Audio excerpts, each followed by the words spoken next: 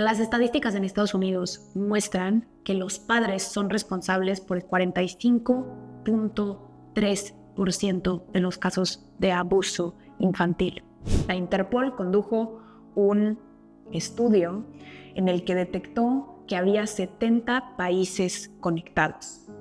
42.300 víctimas fueron identificadas y había 14 víctimas promedio todos los días. Los niños no tienen la capacidad de darle sentido a lo que han vivido o han experimentado, y muchísimo menos si es lo único que conocieron. Bienvenidos un domingo más al Lugar Correcto. Mi nombre es Cintia Luna. Para los que no me conocen aún, soy neuropsicóloga y tengo el honor de ser la host de este espacio. Tú aquí vas a encontrar neurociencia y psicología que se basen en la premisa de que no importa en dónde estés, el lugar correcto siempre va a residir dentro de ti. Hace unos episodios recibí un comentario acerca sobre la contención que debería yo de tener cuando estoy entrevistando a las personas. A la persona que escribió este comentario le agradezco muchísimo. Sin embargo, me gustaría enfatizar en el hecho de que el lugar correcto no proporciona entrevistas que se basen en un tipo de terapia en vivo. Lo que aquí proporcionamos son recursos y educación gratuita para todo aquel o toda aquella que no tenga recursos para ir a un neuropsicólogo, a un terapeuta de familia, a un neurólogo, a un psiquiatra.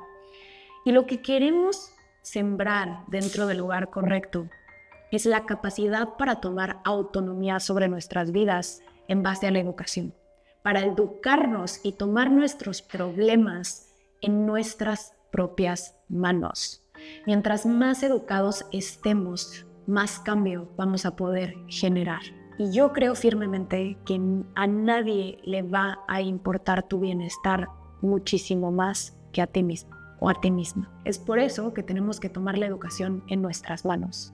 Y a ese comentario, en esta entrevista que hice acerca sobre el feminicidio de Ana María, le agradezco muchísimo. Sin embargo, creo que desde este lado de mi cancha, desde el espectador, puede que se vea muy fácil y sea bastante sencillo comentar que tengo que tener contención ante las personas que entrevisto. Sin embargo, las preguntas de mis entrevistas normalmente son dadas a adultos que con su consentimiento eligen estar aquí presentes. Ellos cuentan 2 semanas antes con las preguntas que les voy a hacer. Y ellos eligen qué tanto abrirse o qué tanto resguardarse. Más allá de eso, me gustaría recalcar el hecho de que antes de ser neuropsicóloga, soy humana. Los temas que toco tienen una profundidad en el dolor y en la oscuridad, que no hay manera de poder ser expuestos sin envolver el corazón. Soy humano y estos temas me tocan el alma.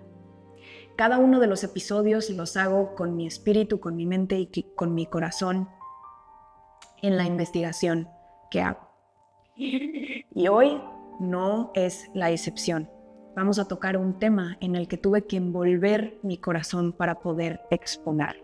Vamos a hablar sobre el abuso sexual infantil y vamos a hablar sobre las cicatrices que deja en el cerebro.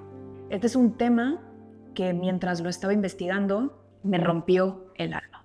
Y realmente lo hago para generar conciencia y respeto y empatía y un poquito más de entendimiento a las personas que han vivido esto. Hablemos de estadísticas. Hoy, cifras que por su misma magnitud son casi imposibles de imaginar. Estas cifras son mucho mejor ser no vistas, ser no escuchadas y muchísimo menos ser sentidas. Pero cerrar los ojos no borra el dolor y muchísimo menos sana las heridas. En 1990, la Asociación de la Corte de la Reconciliación de Familias en América reportó algo desgarrador. Para ese entonces ya había 60 millones de casos de abuso en la infancia. Imagínense 60 millones de niños y de niñas, de risas, de sueños, cuando te estás desarrollando, encontrando tu propio ser, que fueron rotas y rotos demasiado pronto. Estos números son tan grandes que casi no vamos a poder ni imaginarnos la respuesta ni el impacto que tuvo en cada uno de esos 60 millones de niños. Y muchísimo menos vamos a saber en qué tipo de adultos se fueron a convertir. Si tuvieron el soporte, si tuvieron la asistencia, si tuvieron las herramientas que necesitaban para poder sobrepasar. A lo largo del episodio vamos a ver las cicatrices que un acto como esto te deja dentro del cerebro. 12 años después, en el 2002, la Organización Mundial de la Salud decidió investigar esta tragedia porque los números crecían y crecían. Lo que encontraron fue todavía más oscuro. 150 millones de niñas y 73 millones de niños menores a 18 años ya habían experimentado explotación física. Estas cifras han ido creciendo de manera tan escalofriante que parecen de otra realidad. Hoy, en el 2024, estas cifras han crecido aún más. 370 millones de niñas y 370 millones de niños han sido víctimas de abuso sexual infantil. 680 millones de vidas han sido quebradas. Y a lo largo del episodio, tú vas a empezar a entender el por qué no digo que estas vidas han sido quebradas a la ligera.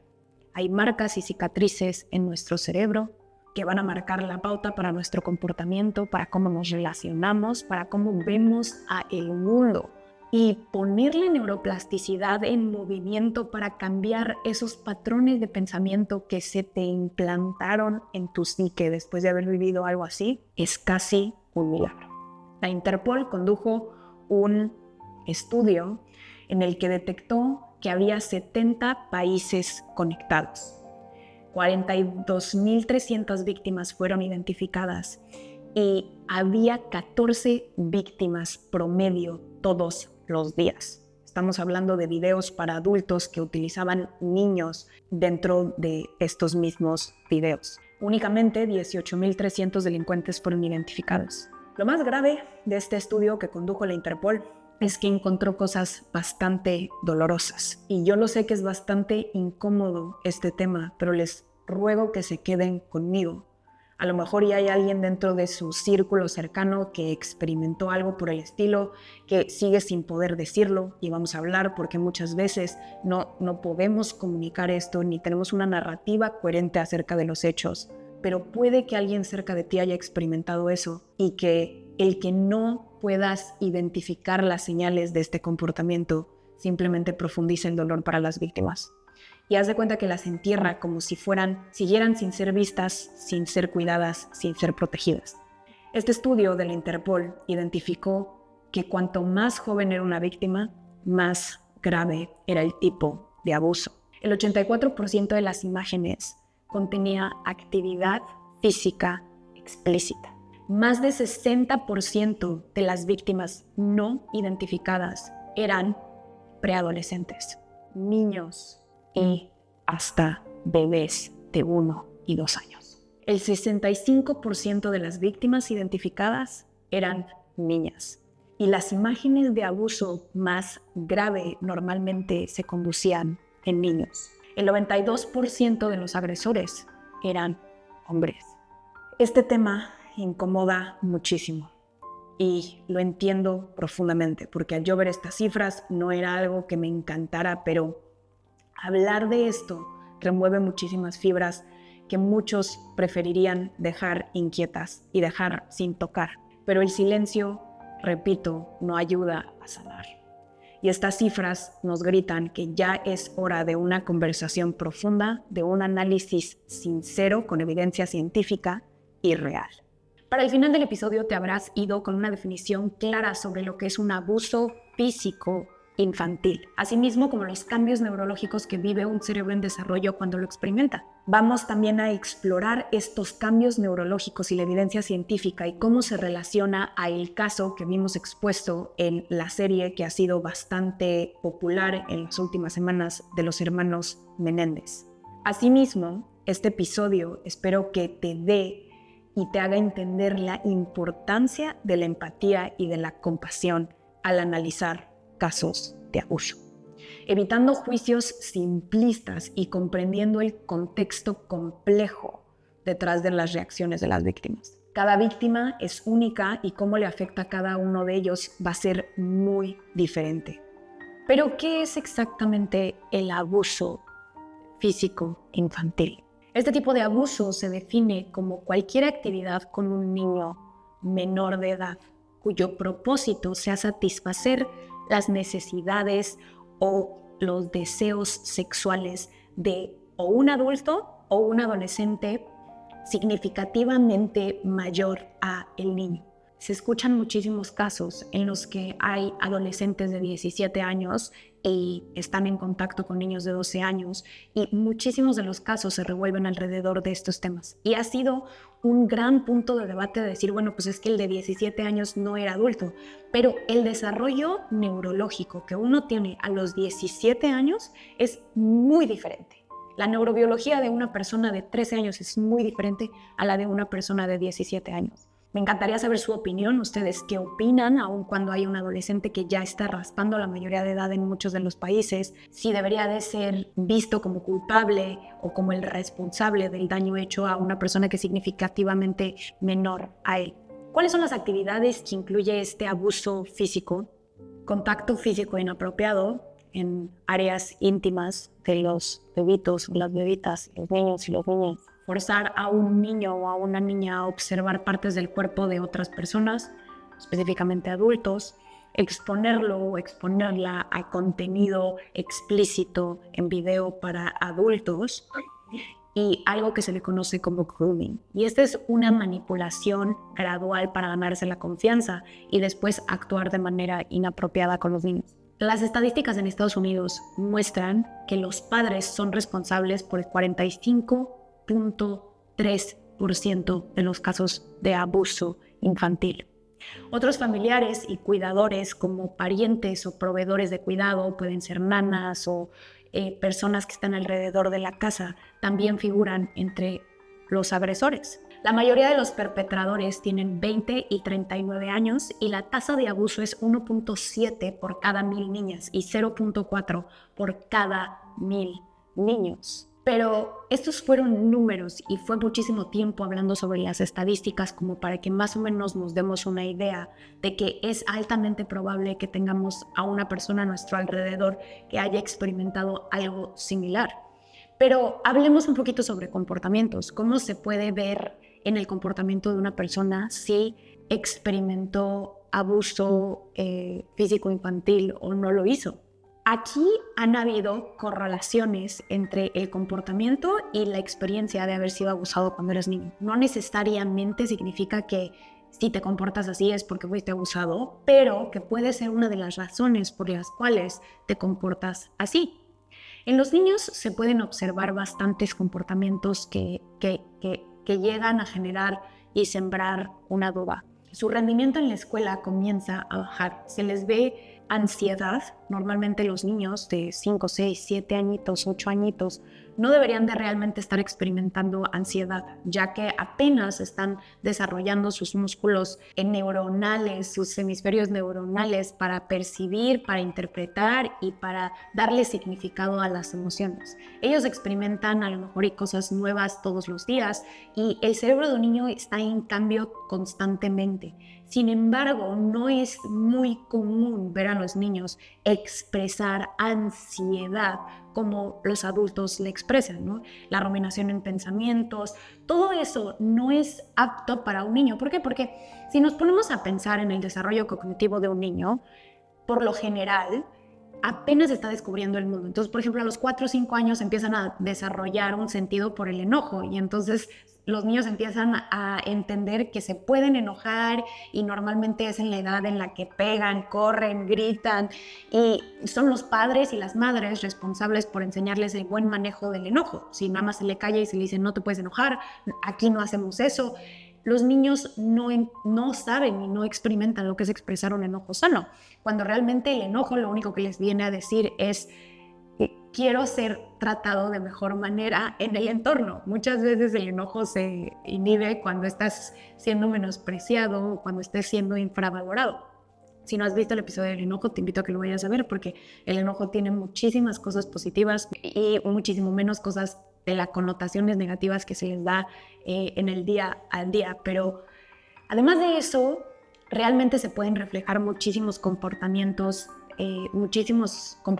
negativos. Puede que empiecen a fumar cigarros de manera muy temprana, a consumir alcohol, a llevarse con gente rebelde, a cometer vandalismo, etcétera, etcétera, etcétera. Empezamos a ver este comportamiento explosivo, este comportamiento realmente radical ante la rebeldía. Muchas veces se disasocian de su cuerpo, muchas veces haz de cuenta que es como si ellos estuvieran viendo a sí mismos como en tercera persona y muchas veces esto lo hacen como para no estar en contacto con el dolor. Un niño no tiene conocimiento de lo que experimentó y tampoco lo puede integrar porque les recuerdo que uno no desarrolla esta conexión con el hipocampo, que es la que le da sentido a las experiencias que vivimos, sino hasta los 25, 26, 27, 28, 29. Es por eso que también hay muchísimas crisis existenciales alrededor de estos años, porque empiezas a conectar tu hipocampo con las regiones más tempranas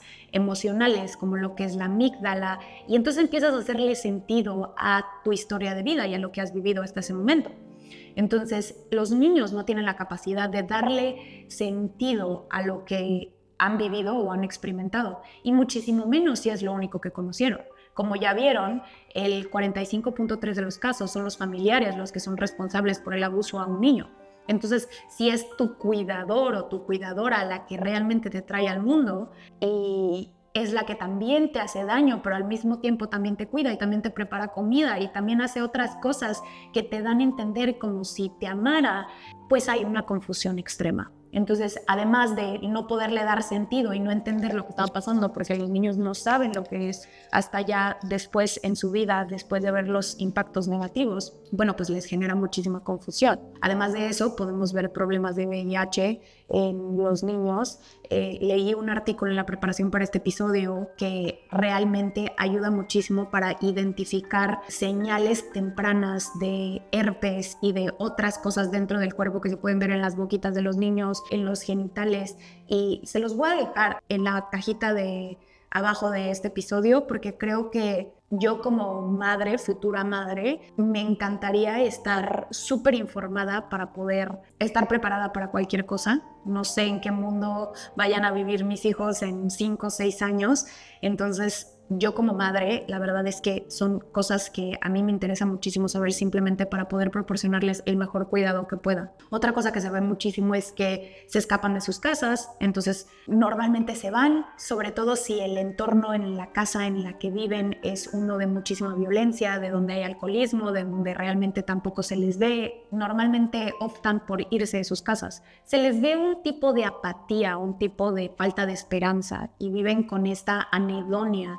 de falta de placer, ya nada les genera motivación ni placer y es algo horrible de ver en una persona que apenas está comenzando su vida. Después empiezan a adoptar comportamientos hostiles, tienen disfuncionalidades neuroendocrinas, pueden desarrollar un comportamiento obsesivo-compulsivo, se obsesionan muchísimo con un tema o con alguna cosa y no la dejan de hacer. Puede que tengan paranoia, puede que tengan pesadillas. También en las niñas se puede ver que tengan un embarazo temprano.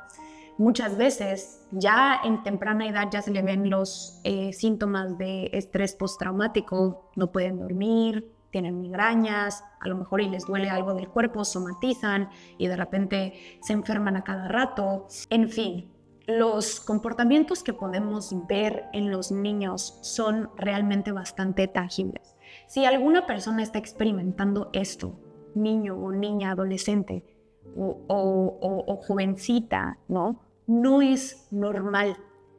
No quiere decir que haya vivido un abuso físico infantil, pero no es normal este comportamiento. Está habiendo una lesión o se está produciendo una lesión dentro de la vida de esta persona y se tiene que hacer algo al respecto, buscar ayuda terapéutica, buscar centros que muchas veces son centros gratuitos. Les voy a dejar en la cajita de este episodio también uno de los centros que conozco que trata familias, pero es súper importante buscar los recursos apropiados para poder asistir en el desarrollo de nuestros niños y nuestras niñas. Seas maestro, seas maestra, seas papá, seas mamá, seas tío, seas tía. Tenemos que estar súper conscientes del comportamiento que exhiben nuestros niños. Y no por decir son adolescentes y minimizar el comportamiento y normalizar un comportamiento que no es normal. El que un adolescente no se pueda concentrar, el que pierda su enfoque, el que no pueda retener la información que aprende en la escuela, el que no pueda dormir, el que tenga migraña, el que sea extremadamente rebelde, el que no sepa expresar su enojo, no es normal. Y hay muchísimas cosas que se pueden hacer en ese momento para poder intervenir en el desarrollo de esta vida preciosa que acaba de comenzar. En los adultos se pueden ver ya comportamientos e impactos psicológicos muchísimo más tangibles. No manejan bien el estrés. Son personas que son súper sensibles al estrés. Están llenos de ansiedad, ya sea social, ya sea por lo que sea. Tienen miles de fobias, ya sea que no pueden entrar a un cuarto sin sentirse inferiores, no se quieren exponer, se desconectan mucho de su entorno social. Si quieres ver cuál es la dimensión del dolor de una persona, de qué tan desconectado está de su entorno social. Muchas veces el conectarnos con los placeres de la vida también involucra estar conectados con el dolor y todo aquello que no hubo, que no dio. Muchas veces las personas que el dolor es tan grande como para poder conectarse, optan por mejor desconectarse tanto de lo bueno como de lo malo. Entonces son esas personas que experimentan anedonia y mucho más allá de eso, expresan una desconexión total de su entorno, de sus amigos, de sus amigas, de la gente en su trabajo. Son bastante retraídos, no siempre, pero puede llegar a ser el caso. En las mujeres se ve un hábito de atracones de comida. Son las personas que se atascan y se atascan y se atascan y se atascan. Esa es una manera de autocastigar el cuerpo. Otra cosa que se ve muchísimo en los adultos, ya se ve un impacto de bipolaridad. Cambian de extremo a extremo emocionalmente. Esta es una de las cosas más tristes, pero sí se ve un ciclo vicioso en donde alguien que fue abusado de niño, después cuando se vuelve adulto, puede que desarrolle un tipo de interés y deseo de placer por niños y niñas, que se vuelva un pedófilo. Y muchas veces terminan abusando de niños y de niñas. Experimentan depresión, a lo mejor conflicto marital, porque muchas veces no se pueden desarrollar y ni pueden desarrollar una salud sexual sana, ¿no?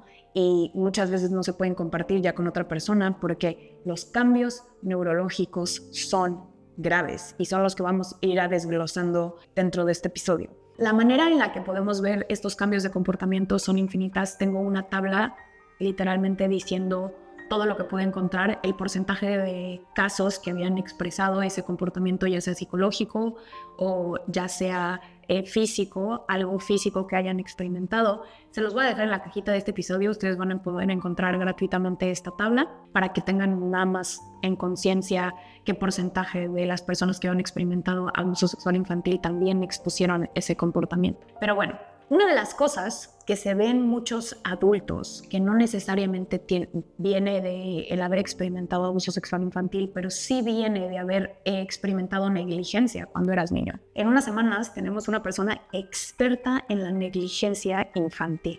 Y es un tema que realmente a mí me voló la cabeza, el cómo lo explica, el cómo se va a detalle, y esta es una experta dentro del campo, que voy a tener el honor de trabajar con ella, pero he aprendido muchísimo de ella, y dentro de las cosas que he aprendido de ella es que uno de los síntomas más comunes que se expresan en los adultos es una lesión de apego.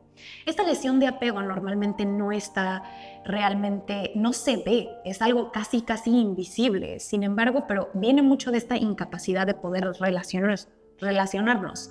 ¿Se acuerdan de lo que les dije de quieres ver la profundidad del dolor de una persona? Ve qué tan desconectado está de su entorno. En 1942, Anna Freud realizó uno de los primeros experimentos en las lesiones de apego. Durante la Segunda Guerra Mundial, lo que hizo Anna Freud fue que observó a los niños que durante el bombardeo de Londres fueron extraditados al campo o a otras familias y fueron distribuidos con tal de que no experimentaran ese bombardeo. Inocentemente, los adultos pensaron que sería mejor que no vivieran semejante atrocidad. Sin embargo, fueron separados de sus madres y de sus padres. El resultado de este experimento natural fue realmente sorprendente. Se observó que los niños que fueron separados de sus cuidadores, principalmente los que fueron trasladados al campo, porque realmente no se les explicó tanto y había muchísimos niños pequeños que no fueron capaces de entender lo que estaba pasando. Pero los que fueron aislados mostraban señales de angustia, problemas emocionales severos y la incapacidad de lidiar con el estrés. Fueron los que desarrollaron este sentido de anedonia, fueron estos que desarrollaron una visión hostil ante la vida, y los niños que permanecieron en la ciudad podían enfrentar mejor el estrés en su vida adulta. ¿Y cómo es que sabemos esto? Realmente es súper interesante lo que pude encontrar. Uno de los niños que fue parte de este experimento que condujo Anna Freud fue Oliver Sacks. Y si no lo conoces, es una persona bastante reconocida, ya que realmente ayudó muchísimo al avance de la ciencia en ese entonces en el campo de la neurología. Esta persona fue un neurólogo y también fue un escritor. Realmente, en mis ojos, es un poeta. Y Sacks relató, ya como al final de su vida, que hubo 2 eventos que lo marcaron de por vida y que pudo ver cómo tuvo repercusiones durante toda su vida debido a estos 2 instantes. La primera, él menciona que fue haber sido separado de su familia a una edad muy temprana, mientras fueron los bombardeos. Él explica que durante este tiempo se sembraron las primeras semillas de abandono y de hostilidad dentro de su cuerpo, y que con el tiempo, aunque era algo que él sabía que estaba en el pasado y que racionalmente de adulto empezó a entender que lo hicieron por su bien, el dolor no se iba de su cuerpo, porque estas cicatrices se quedan en alguna parte del cuerpo, y así es como se ha ido desarrollando la ciencia somática, la terapia somática, de entrar al cuerpo, porque muchas veces se dice, el trauma no es el evento del pasado, es lo que se guardó dentro de tu cuerpo a partir de ese evento del pasado. Acceso a las herramientas que ya se tienen hoy de Peter Levine, de Janina Fisher, todas estas personas que han estado desarrollando muchísimas herramientas para entrar al cuerpo de una persona y ver en dónde se guardó la memoria y el dolor y la emoción. La segunda cosa que él relata que marcó su vida fue cuando le confesó a su mamá que era gay. La mamá le contestó que maldecía el día en el que había nacido. Y si ustedes tienen una hija o un hijo que algún día llega y les dice que tiene una preferencia sexual diferente, les suplico que no utilicen esta respuesta. Sin importar qué tan emocionales se pongan ustedes, el contestarle así a una persona cuando trae algo tan vulnerable de algo que está inseguro, todavía no sabe muy bien cómo manejar y está confiando en que eres un lugar seguro para compartírselo, imagina que le contestan, maldigo el día en el que naciste. Ese daño es irreparable. Entonces, sugiero que si quieres algún día mantener una relación sana con tu hijo o con tu hija, nunca optes por contestarle ni algo similar, ni por comportarte de cierta manera en la que se podría interpretar como si estuvieras maldiciendo el día en el que nació. Normalmente las lesiones en el apego son descalificadas. Sin embargo, cuando normalmente un niño vive un abuso físico es porque fue expuesto a un entorno en donde el otro adulto le pudo hacer daño. Y normalmente eso se da porque no había un cuidador, un adulto responsable en ese momento, viéndolo, cuidándolo y protegiéndolo. El trauma de origen muchas veces, además de ser este trauma tan profundo, abrumador del evento, también es el profundo dolor que se genera cuando mamá y papá no cuidaron de mí. muchas veces el trauma de origen es: debieron de haber cuidado de mí y no lo hicieron. Y el segundo trauma encima de eso ya es el evento abrumador. Por otro lado, los abusadores distorsionan la realidad, justificando sus acciones y sugiriendo que el niño o la niña había manipulado o que lo disfrutó o que la niña o el niño quería. Estas manipulaciones contribuyen muchísimo al daño, a acabar la herida y hacerla un poquito más profunda. Y las consecuencias del abuso se expanden en muchísimas direcciones. Como ya lo mencioné antes, algunos de estos niños que experimentaron abuso puede que se conviertan en adultos que abusan de otros niños o de otras niñas. Esto genera un ciclo de abuso que, más allá de generar sanación, lo que hace es que sembrar el dolor un poquito más profundo, porque muchas veces los encarcelan, si es posible y si se hace justicia, y el estar encarcelados simplemente les rectifica que el mundo es un lugar hostil en donde vivir, y eso profundiza su dolor y conlleva muchísimo más problemas psicológicos. Cada caso de abuso es único y depende de muchísimos factores, como la edad de un niño, el desarrollo neurobiológico y la frecuencia del abuso. Asimismo, como las amenazas o los miedos, la represalia de culpa, porque como lo vimos, el 45% de los casos se da dentro de los familiares. Imagínate que tienes esta sensación de culpa, de no querer decir, sobre todo si dependes económicamente y tu supervivencia depende de estos adultos a tu alrededor, pues puede que cargues con muchísima culpa y puede que cargues con muchísimo miedo y con una amenaza interna de qué va a pasar si digo. También influye muchísimo si tienes un vínculo con el agresor, si es mamá, si es papá, si es un tío, y si lo tienes que ver de manera constante. Estos niños necesitan ayuda para procesar, para sanar, para romper el ciclo, para que se les dé todo el espacio que necesitan, porque de no ser atendido puede prolongar el dolor, y no solo prolongarlo, sino que se va a esparcer por todas las generaciones que siguen después de ellos.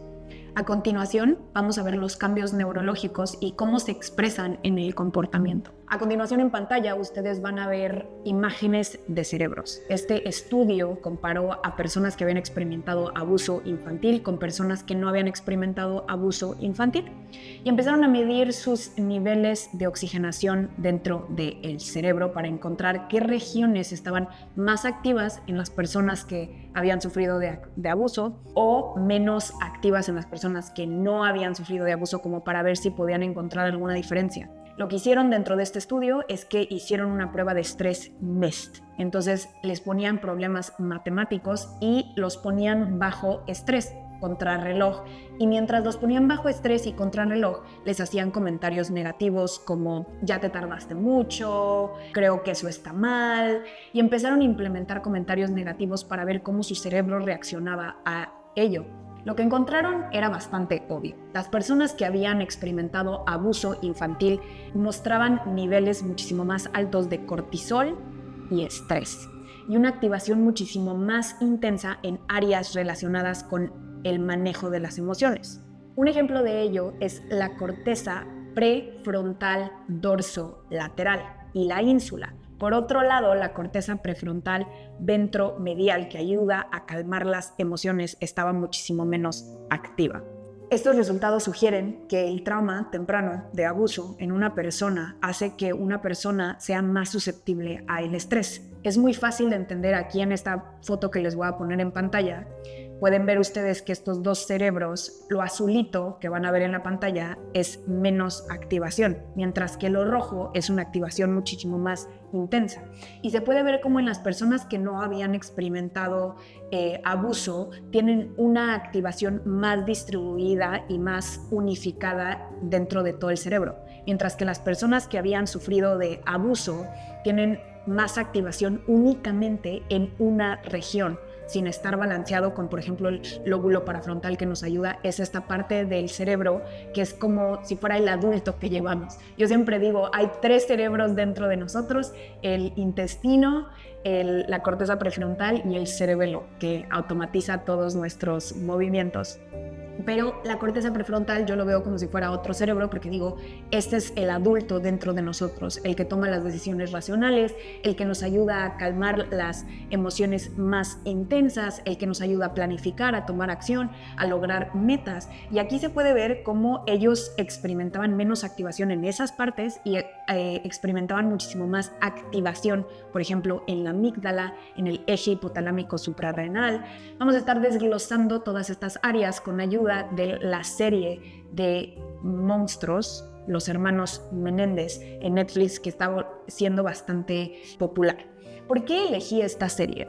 Elegí esta serie porque realmente encapsula de manera perfecta cómo se comporta una persona que experimentó abuso sexual infantil. Yo sé que hay demasiada polémica, si fue un juicio justo, si no fue un juicio justo, por qué se comportaban así. Las personas que consideran que los hermanos Menéndez son culpables dicen que, bueno, ¿por qué si estaban tan arrepentidos y por qué si les dolió tanto y por qué si estaban tan traumados, por qué se fueron a despilfarrar el dinero del papá después de cometer el crimen? Muchos de estos casos los vamos a ir desglosando y vamos a sustentarlos con evidencia científica que expresan lo que estaban a lo mejor experimentando dentro de sus cerebros. Para todas las personas que no están al tanto de esta serie, me gustaría hacer una breve introducción. Estos son dos hermanos que cometen el crimen de acabar con la vida de sus padres y durante la historia dentro de la serie de Netflix van relacionando esos eventos y van justificando los eventos, no justificándolos, pero van dándole explicación a el por qué hicieron lo que hicieron y se explora el trauma de abuso sexual. Eric y Lyle son estos hermanos que dicen haber sufrido durante toda su infancia abuso sexual y cómo eso los marcó de manera profunda y se cree que esto influyó en sus decisiones para acabar con la vida de sus padres. Basándonos en los hallazgos neurológicos que mencionamos aquí arriba, hay algunos ejemplos de cómo sus comportamientos pudieron haber sido relacionados a las áreas afectadas. Los hermanos Menéndez mostraron un comportamiento extremadamente impulsivo. Creí que tú podrías entenderlo, mamá. 20 años, no estás listo para el matrimonio. ¡Claro que no! ¿Por qué debería escucharte si ustedes se casaron cuando tenían una 10 zorra. años? Sí, mira qué bien quiero resultó zorros para aquí. mí. Mira el matrimonio feliz Eres que una tengo. hipócrita y no me interesa lo que digan. Me voy a casar. Hipócrita, no te atrevas a llamarme así. Las compras, el despilfarrar el dinero, creo que uno de ellos compró restaurantes, el otro que va corriendo con el terapeuta y se desborda emocionalmente. Antes de cometer el crimen, también se veía cómo ellos robaban las casas de las personas alrededor y cómo tenían comportamientos súper impulsivos. Uno de ellos iba a una universidad prestigiada en Estados Unidos y se puede ver también mucho cómo causaba demasiado terror. Se dice que era una persona que rompía cosas dentro de las instalaciones y desafiaba muchísimo a la autoridad. Este tipo de impulsividad se puede deber a que la corteza prefrontal dorsolateral, que está involucrada en la regulación emocional y el control de impulsos, está hiperactiva en estas personas. Y estas personas que tienen antecedentes de abuso infantil normalmente no pueden controlar sus impulsos. En el caso de los hermanos Menéndez, se podría decir que su respuesta intensa y súper violenta hacia los papás podría estar relacionada con la hiperactividad dentro del área dentro de sus cerebritos. Por el otro lado, dentro de esta misma área o próxima a esta área está la corteza prefrontal ventromedial. Y esta es la que nos ayuda a inhibir emociones muy intensas. Es como las personas que tienen un cerebro sano y de repente experimentan un pensamiento violento de ¡ay, lo quiero matar! Y literalmente es únicamente un pensamiento. Estás muy enojado y es una expresión, es una manera de expresarse, pero sabes que no lo vas a llevar al extremo y no lo vas a conducir. ¿Por qué? Porque tienes una corteza prefrontal ventromedial totalmente funcional. Y sabes que únicamente es un pensamiento y que nunca en la vida, ni siquiera cuando lo dices, sabes que lo dices en serio. Dices, no, es únicamente un pensamiento y ahí se quedó la cosa. La corteza prefrontal ventromedial es importante para suprimir emociones súper intensas, para ayudar a calmar esta respuesta al estrés y en personas que sufrieron trauma infantil de negligencia o abuso, esta área muestra menor activación. lo que muchas veces nos inhabilita para poder calmar nuestras emociones súper intensas. Especialmente en Eric se ve cómo empieza a experimentar flashbacks, pesadillas de lo que había sucedido. Tengo muchas pesadillas. Se lo necesita contar a alguien de manera súper impulsiva y es por eso que los atrapan, porque se lo confiesa a su terapeuta, el doctor Ociel, que altamente cuestionable su ética. Si no han visto la serie, para los terapeutas y psicólogos y psicólogas que me siguen, a lo mejor y les interesaría, me encantaría escuchar su opinión sobre qué hubieran hecho ustedes éticamente para llevar a cabo ese caso, pero bueno, ese no es el tema de hoy. Y se puede ver que tiene muchísima dificultad para calmar sus emociones en las escenas en donde, por ejemplo, los medios, ellos ya están en la cárcel y los medios empiezan a responder haciéndoles artículos sobre que son las personas más odiadas de América, si lo hicieron, si no lo hicieron. Y Eric pierde completamente la fe. Es como si de repente le entra un enojo, le nubla la vista, no puede regular sus emociones y aún semanas después, cuando se ve con su abogada, no puede controlar y ya tiene un sentido de pérdida de fe, ya perdió toda la esperanza que tenía y hasta a la abogada le empieza a gritar. Cuando la abogada lo estaba ayudando pro bono en ese tiempo porque no tenían dinero para pagarle, pero hasta le empieza a decir que todo el mundo la odiaba, que si ella sabía lo que la gente decía afuera. Personas que experimentan abuso por lo general desarrollan una visión muy poco flexible de la vida. Tienen una mentalidad de todos o nadie. Todos son unos malditos, todo está mal, ya nada vale la pena, mi vida se acabó. Es súper interesante cómo las personas que experimentan abuso tienen estas voces internas altamente negativas. Literalmente cada vez se vuelven más fuertes y más fuertes y más fuertes, y con el tiempo es algo que ya tienen integrado dentro de su psique, que ya es una manera de vida, se mueven con esas creencias con el cuerpo y constantemente piensan que la vida es así y no pueden ver más allá de eso. Empieza con una creencia y después termina con ser la filosofía de vida de una persona. Entonces, personas que experimentan abuso y que se ve que no pueden regular estas emociones intensas terminan por desarrollar toda una perspectiva de vida y una filosofía de vida que reside en este tipo de creencias que son poco flexibles. Estas creencias de todos o nada, y no podemos ver en medio, ni podemos ver matices, ni podemos ver grises. Un daño en esta área también se puede ver, como ya lo mencioné, en el comportamiento que tenían para robar casas, y hacían muchísimas cosas en el que había un desplazamiento de sus emociones. Yo creo que eso tiene mucho que ver con que no podían, era tan abrumador pensar y hacer sentido de lo que el papá y la mamá les hacían, porque la mamá fue cómplice del papá, aquí no se puede negar que la mamá sabía, y yo creo que también por eso fue que cometieron el acto de violencia ante la mamá, pero que realmente estos actos de acting out, ¿no? Vienen mucho de desplazar las emociones abrumadoras hacia un lugar de que les genere repercusiones a los papás, ¿no? Porque los papás realmente se enriquecían de cómo el público los viera. El papá se quería volver senador, la mamá era, ya saben, una mamá de Beverly Hills. Entonces, si ellos hacían cosas para hacer ver mal a los papás, pues bueno, es como si les daban un golpe, ¿no? Al rato me la cobro. Y era una manera de desplazar sus emociones de enojo, de rabia, de insatisfacción hacia los papás. Y se puede ver todo eso en estos daños, esta inactivación a la corteza prefrontal ventromedial, la incapacidad de calmar la mente. Otra de las áreas súper interesantes que se avería y hay una disfunción en esta área al experimentar negligencia infantil o abuso infantil es la ínsula. Y pocas veces he escuchado a la gente hablando dentro de este tema de la ínsula, pero es necesario que sepamos qué es lo que pasa. La ínsula nos permite sentir y reconocer nuestras emociones, interpretando el dolor físico desde, haz de cuenta, yo sé que algo me duele porque estoy en contacto con mi cuerpo. Y yo sé que algo me duele porque mi ínsula funciona de manera perfecta. No siempre fue el caso y por eso me siento tan apasionada de la ínsula, porque lo que tiene la ínsula es que hace interpretación de lo que ve en el mundo externo y lo interpreta en cómo lo recibe el mundo interno que tenemos. Entonces, cuando la ínsula tiene alguna disfuncionalidad, dejamos de percibir la realidad. Y ahí es muchas veces cuando ya no sabemos ni en dónde empezamos ni en dónde terminamos. normalmente son las personas que tienen incapacidad para poner límites, se sienten muy culpables al poner límites porque ya se borró la línea entre lo que es el mundo allá afuera y lo que es el mundo interno.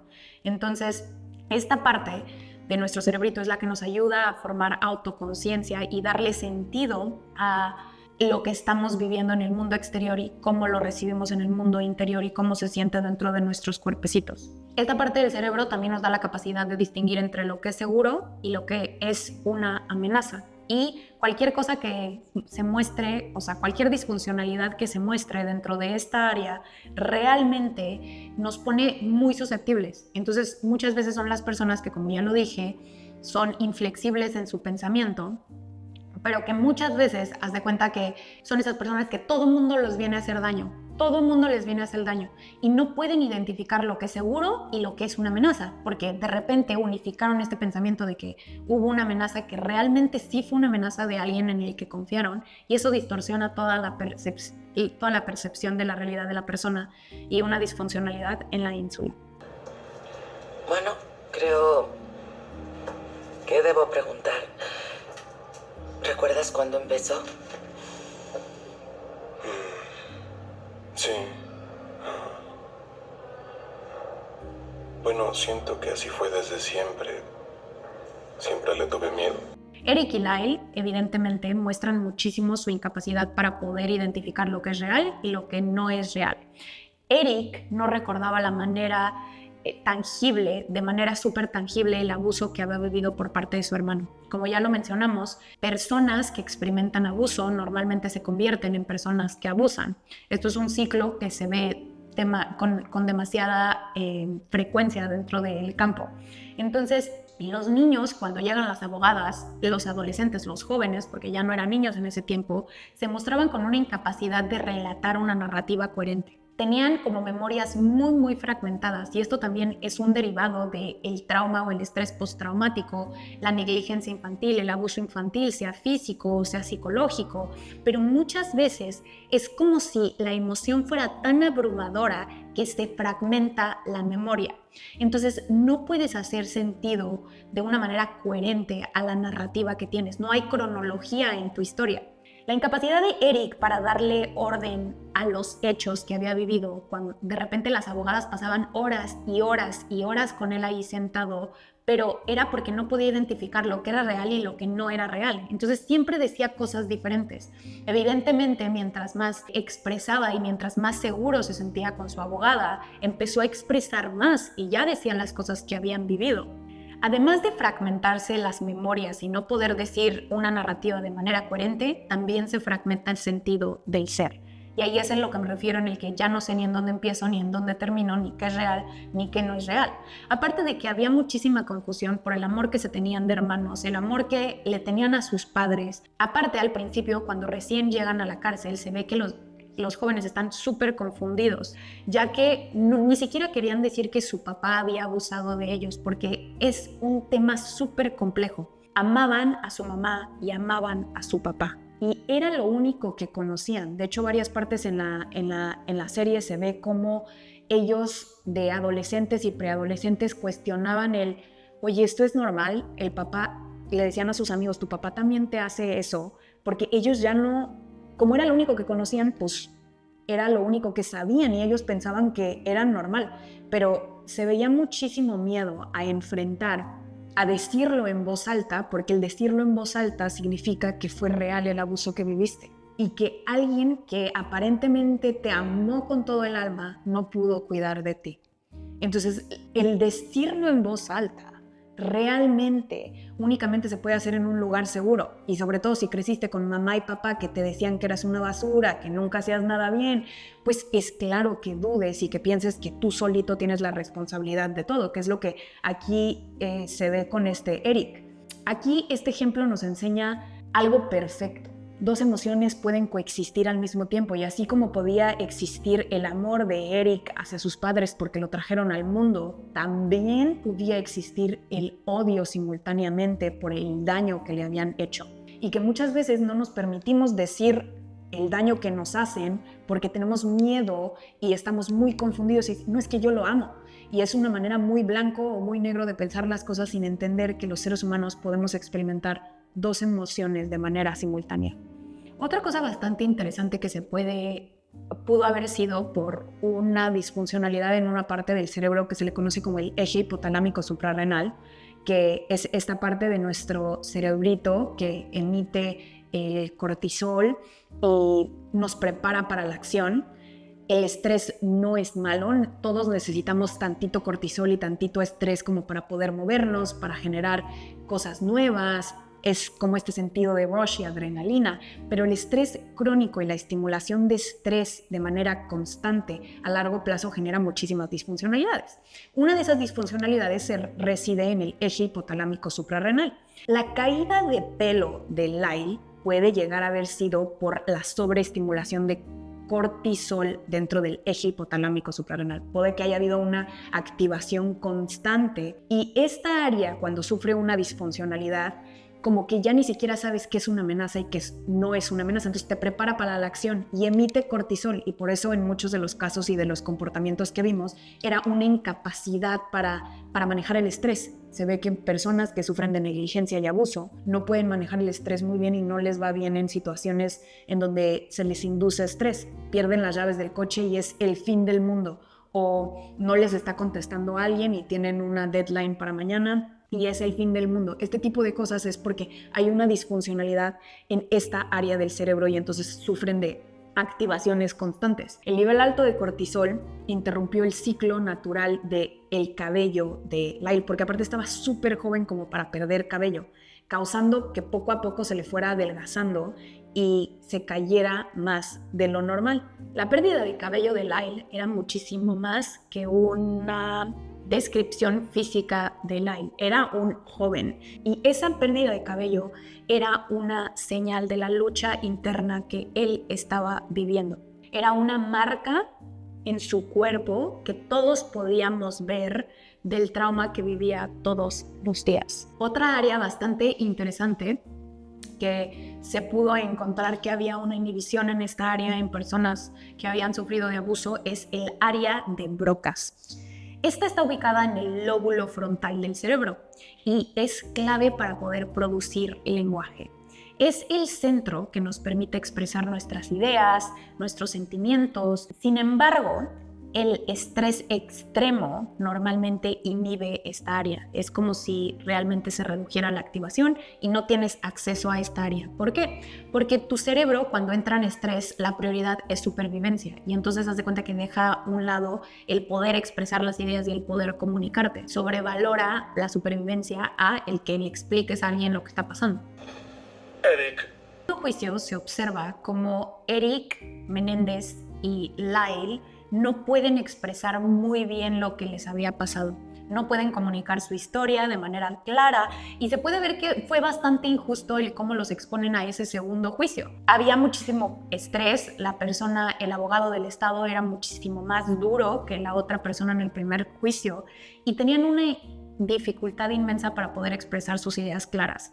Aparte de eso, se ve una escena en la que uno de los hermanos, que es bastante impactante para mí porque creo que ahí fue un mensaje muy sutil que se nos da, que es cuando le acercan el micrófono, él no puede hablar y quiere que se lo alejen.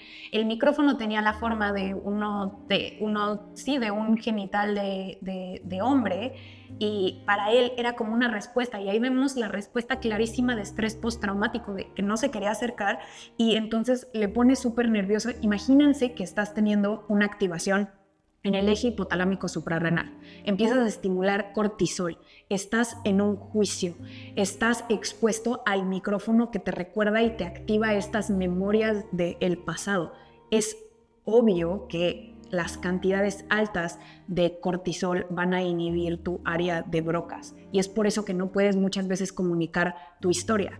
Esto se ve en muchísimos casos de abuso doméstico, de abuso infantil, de abuso sexual. No importa si eres adulto, si eres niño, si eres niña, pero obviamente en la neurobiología de un niño, como está menos equipado cerebralmente para poder expresar algo, pues obviamente se va a ver de manera más marcada. Pero es muy común que en todas las personas que sufren algún tipo de abuso haya una sobreestimulación de cortisol y por ende se inhiba el área de Broca's. Cuando experimentas un abuso, normalmente ni siquiera hay una narrativa coherente, y esto es igualito para muchísimos de los abusos, y no puedes producir lenguaje. Entonces siempre se cuestiona a la víctima en todos los casos de por qué no nos dijiste o por qué no hablaste, y es precisamente porque tienes una incapacidad neurológica para poder producir lenguaje, y el área de Broca's sufre una inhibición. Entonces, más allá de que se le empiece a cuestionar a las víctimas de por qué no dijiste, hay que ser pacientes, porque muchas veces ni siquiera saben qué quieren decir, ni por qué van a decir lo que quieren decir, ni contar una narrativa de manera coherente. Este es un tema que nos deja muchísimo que hablar. Lamentablemente, se nos está acabando el tiempo que tenemos para exponer este tema. Si están interesados en conocer un poquito más del tema, porque estoy exponiendo un caso de 2 personas que decidieron ver el dolor, reaccionar ante el dolor, y no los juzgo por lo que hicieron, pero también hay personas que sufrieron y vivieron lo mismo, que reaccionaron de manera generativa al entorno. Uno de ellos es Peter Levine, una persona que admiro y me hinco ante su sabiduría, ante sus investigaciones sobre las terapias somáticas y cómo lidiar con el trauma y cómo procesarlo, herramientas súper efectivas que ha desarrollado.